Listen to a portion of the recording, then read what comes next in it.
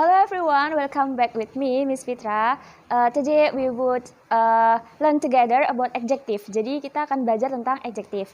Selama ini kan kita mengenal bahwasanya adjective itu kata sifat. Nah sebenarnya adjective itu dibagi menjadi dua, yaitu ada descriptive adjective dan ada juga limiting adjective. Nah kalau descriptive adjective itu kata sifat yang dia itu menjelaskan noun. Sedangkan limiting adjective adalah kata sifat yang membatasi noun gitu ya bedanya. Nanti kita akan belajar ini. Sekarang kita fokus ke descriptive adjective. Jadi yang pertama descriptive adjective itu ada quality. Jadi kayak misalnya handsome, kemudian beautiful, ugly, smart, and many others. Yang kedua ada size, kayak misalnya tall, height, short, itu ya masuk ke dalam kata sifat yang membahas tentang ukuran. Kemudian yang ketiga adalah tentang usia, age. Kayak misalnya old, kemudian young. Terus yang keempat ada temperature yang berkenaan dengan suhu seperti hot, kemudian cool. Yang kelima ada participle, ini terdiri dari dua, yaitu ada present dan ada past. Kalau present itu biasanya terdiri dari verb ing, kalau past verb three. Kayak gini misalnya, ini contohnya interesting. Kalau interesting artinya menarik, kalau interested artinya tertarik. Itu nanti akan ada pembahasan tersendiri ya. Kemudian yang nomor 6 ada shape. Itu kayak circle, kemudian square gitu. Jadi circle lingkaran, kemudian square kotak gitu ya, tentang bentuk.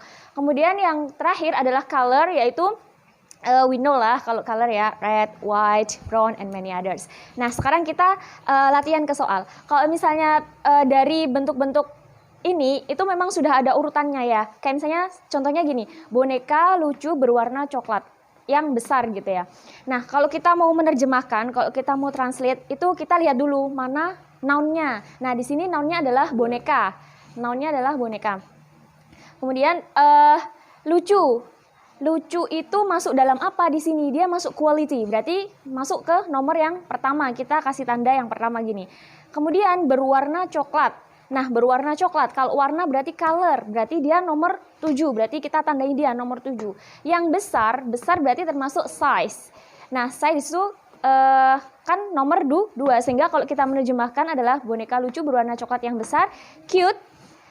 Karena lucu dulu, kemudian yang kedua yang besar berarti big, kemudian berwarna coklat, kalau ya brown, kemudian yang terakhir adalah boneka, doll. Oke, selanjutnya kita akan membahas tentang limiting adjective. Seperti yang sudah saya katakan tadi, bahwasanya limiting adjective adalah kata sifat yang membatasi noun, karena limiting ya, membatasi.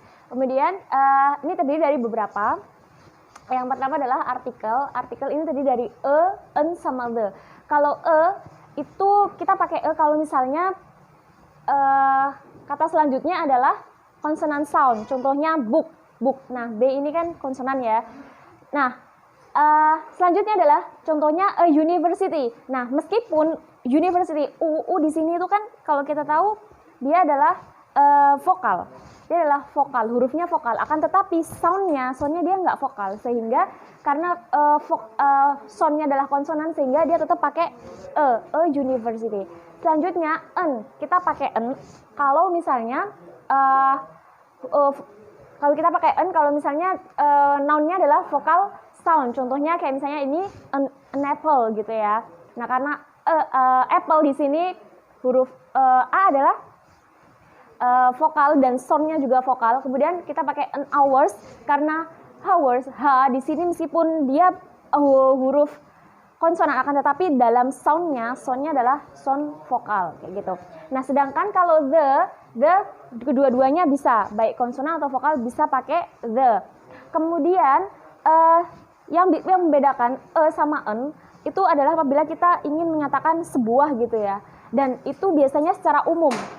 Kalau kita pakai the, misalnya the book, berarti kita udah tahu. The university, berarti kita udah tahu. Jadi secara langsung sama an itu lebih umum, the lebih spesifik gitu ya ke suatu barang tersebut.